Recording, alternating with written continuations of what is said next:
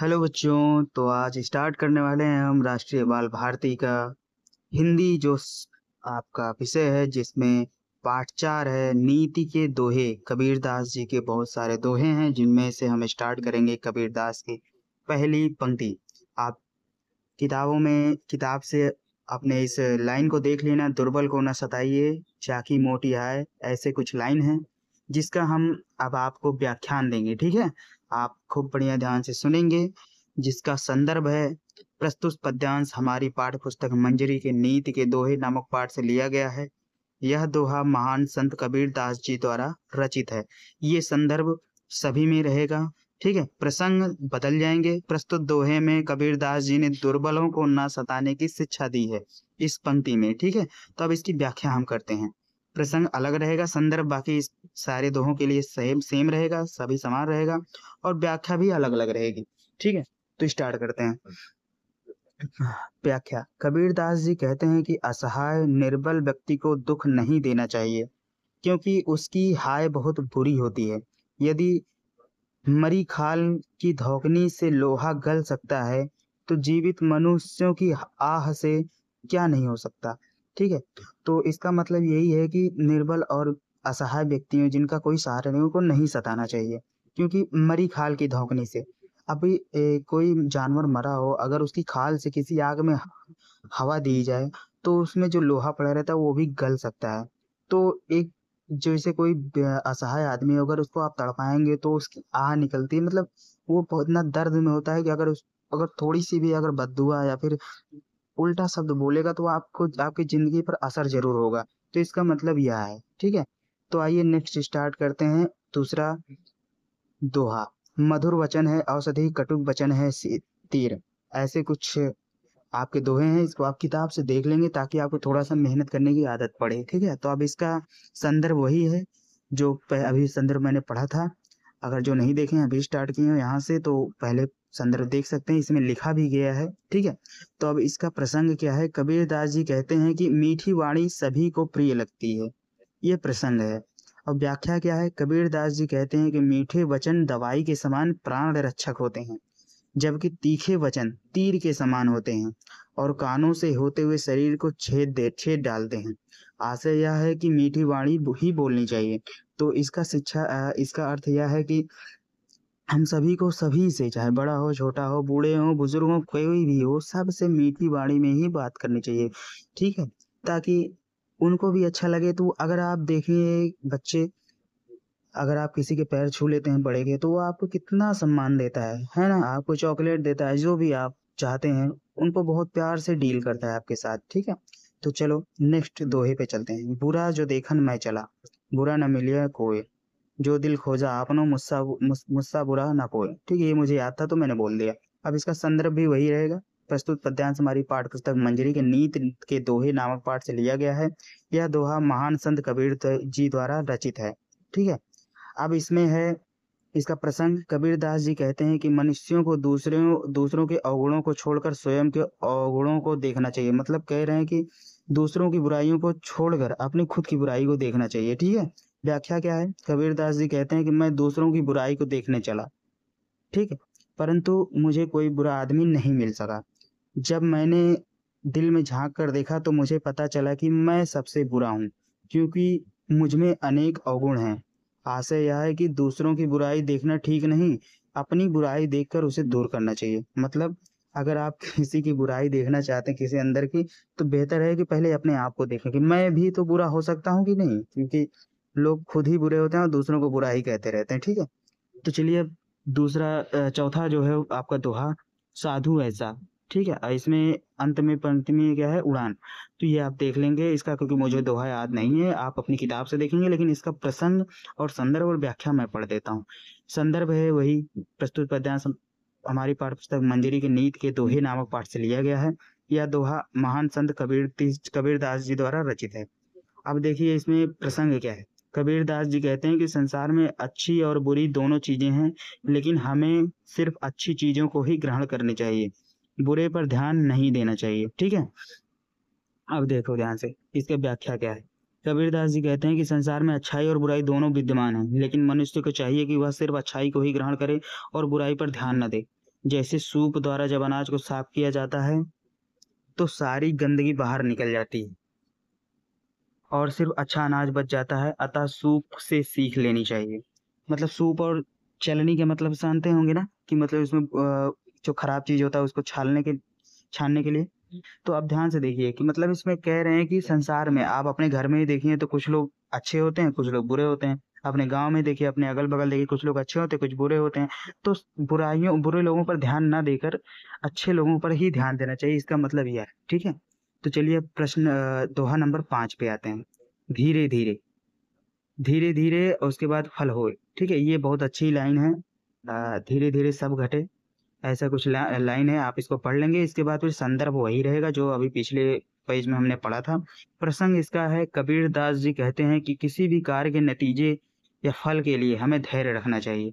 व्याख्या है, कबीरदास जी कहते हैं कि संसार में कोई भी कार्य समय पर होता है। जैसे माली पेड़ को साल भर सींचता है लेकिन फल ऋतु आने पर ही लगते हैं। अर्थात हमें किसी भी काम के नतीजे के लिए इंतजार करना चाहिए, धैर्य रखना चाहिए। इसका सीधा सा मतलब यही है कि अगर कोई भी काम कर रहे हैं तो जल्दीबाजी नहीं करें।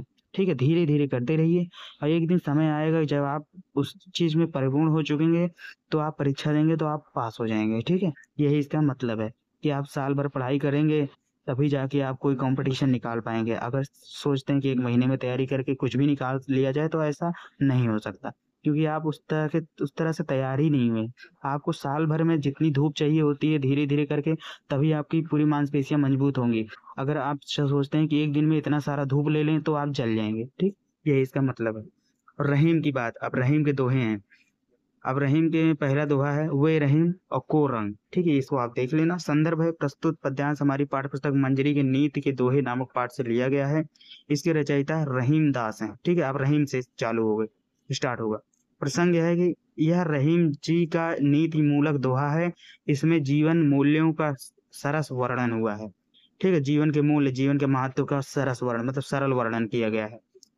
व्याख्या है, रहीम जी कहते हैं कि वे लोग धन्य हैं जो परोपकारियों के साथ रहते हैं, उन्हें भी परोपकार का फल मिलता है। ठीक है, मेहंदी बांटने वालों के भी हाथ लाल हो जाते हैं। मतलब ये कहते हैं कि जो उपकारी लोग, जैसे अब कोई राजा के साथ रह रहा है, ठीक है, तो उसका भी मान सम्मान होगा। सिंपल सी बात है ना। अगर आप किसी को कोई दान बांट रहा है, अगर आप उन्हीं के साथ आप भी उसी दान पुण्य में काम करने लगे तो आपको भी सम्मान मिलेगा। उसी प्रकार जैसे मेहंदी जो लगाता है उसके हाथ में भी मेहंदी लग जाती है, वही वही मतलब है। ठीक है, तो अब रहीम के दूसरा दोहा है, रहीमन पानी पीजिए यही सब ऐसे कुछ है। तो आप इसको पढ़ लेंगे। मोती मानुषोन मुझे याद नहीं है, लेकिन फिर भी आप संदर्भ इसमें और प्रसंग दोनों एक ही बात है। ठीक है, दोनों कह रहे हैं कि संदर्भ और प्रसंग जो है एक ही तरह है। इस संदर्भ में पढ़ दे रहा हूँ। प्रत्युष पद्यांश हमारी पाठ्य पुस्तक मंजरी के नीति के दोहे नामक पाठ से लिया गया है। इसके रचयिता रहीम दास हैं और इसका प्रसंग भी यही है जो पहले भी कवि पंक्ति का था। यह रहीम जी के नीति मूलक दोहा है। इसमें जीवन के मूल्यों का सरस वर्णन हुआ है। अब व्याख्या क्या है, रहीम जी कहते हैं कि पानी बचा कर रखना चाहिए, क्योंकि बगैर पानी सब कुछ सूना होता है। पानी के चले जाने पर मोती, मनुष्य और चूना ये तीनों महत्वहीन हो जाते हैं। मोती का पानी मोती का पानी के बिना, मनुष्य का पानी के बिना और चूने का पानी के बिना कुछ भी महत्व नहीं होता। ध्यान से देखा जाए तो यही बात है। अगर मोती है, अगर उसमें चमक लानी है, ठीक है, चमक, मोती का पानी यानी चमक जो है बिना पानी के, इसमें पानी का अर्थ 3 जगह अलग अलग हुआ है। मोती बिना चमक के कुछ नहीं होती, और पानी यानी मनुष्य की प्रतिष्ठा, मनुष्य बिना सम्मान के, और चूने का पानी। ठीक है, और चूना जब तक उसमें पानी ना पड़े तब तक वो, जब तक वो थोड़ा सा भी अगर नम नहीं होता तब तक आप उसको खा नहीं सकते। तो वही है कि मोती बिना चमक के, मनुष्य बिना सम्मान के, और चूने बिना पानी के। ठीक है, आप उसका कोई महत्व नहीं होता। वो चूना भी एकदम चौक की तरह ही रहेगा। अब है दोहा नंबर 3, रहीमन। इसके बाद फिर अंत में है कोय। तो इसका संदर्भ और प्रसंग दोनों एक ही हैं जो अभी ऊपर मैंने बोला था। इसकी व्याख्या पे आते हैं। रहीम जी कहते हैं कि मनुष्य को अपने दुखों को अपने मन में ही रखनी चाहिए, किसी और को नहीं बतानी चाहिए, क्योंकि अगर अपने दुखों को किसी और को बताएंगे तो हमारा दुख तो कम हो नहीं करेगा बल्कि हमारी हंसी अवश्य उड़ाएगा।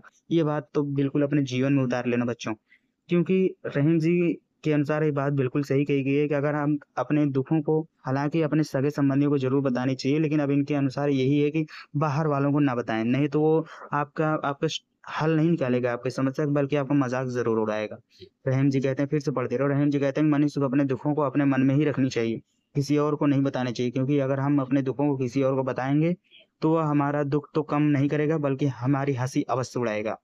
अब चलो देखते हैं जो बड़न, उसके बाद दोहा नंबर 4 है जो बड़न, इसके बाद अंतिम में है नाई। ठीक है, और इसका भी संदर्भ और प्रसंग सेम है। ठीक है, जो ऊपर के तीनों दोहे के हो चुके हैं।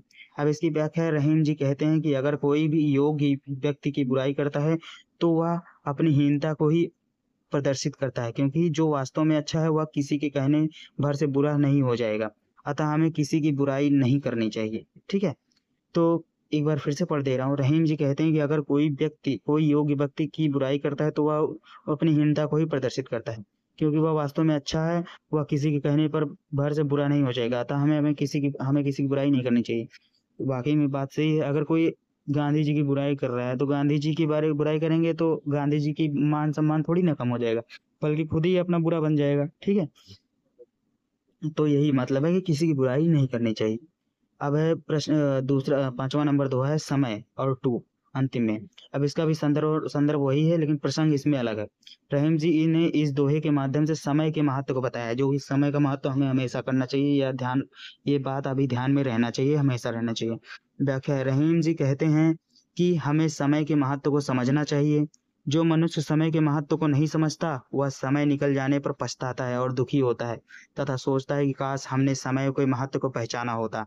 ये बात बिल्कुल सही है। अगर आपने 6 पूरे साल पढ़ाई नहीं की और अंतिम के 1 महीने पढ़ाई करने जुटेंगे तो बहुत जल्दी-जल्दी में सब कुछ करेंगे, और इसमें कुछ याद भी नहीं होता है। ठीक है? तो बेहतर इससे है कि पूरे साल जैसे स्टार्ट में हो आपका क्लास वैसे ही पढ़ना स्टार्ट कर दें, ताकि आपको पछताना ना पड़े।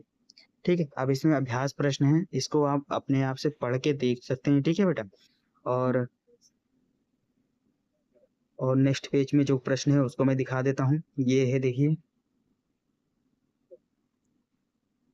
बहुत सारे प्रश्न हैं, इसको आप देख सकते हैं। ठीक है, और वो जो दोहे हैं इसमें कुछ मिल जाएंगे आपको। धीरे धीरे से मना धीरे धीरे सब कुछ होए, माली सींचे सौ घड़ा ऋतु आए फल होए। ठीक है, ये सब प्रश्न आपने आप देख सकते हैं और हल कर सकते हैं। और मिलेंगे हम नेक्स्ट पार्ट में मेरी माँ के साथ। ठीक है, अगला पार्ट है मेरी माँ, तो इसको हम नेक्स्ट वीडियो में कवर करेंगे। ठीक है, तब तक के लिए धन्यवाद, और वीडियो को लाइक कर देना, शेयर कर देना। ठीक है, सब्सक्राइब जरूर कर लेना बच्चों। मिलते हैं नेक्स्ट वीडियो में नए पार्ट के साथ।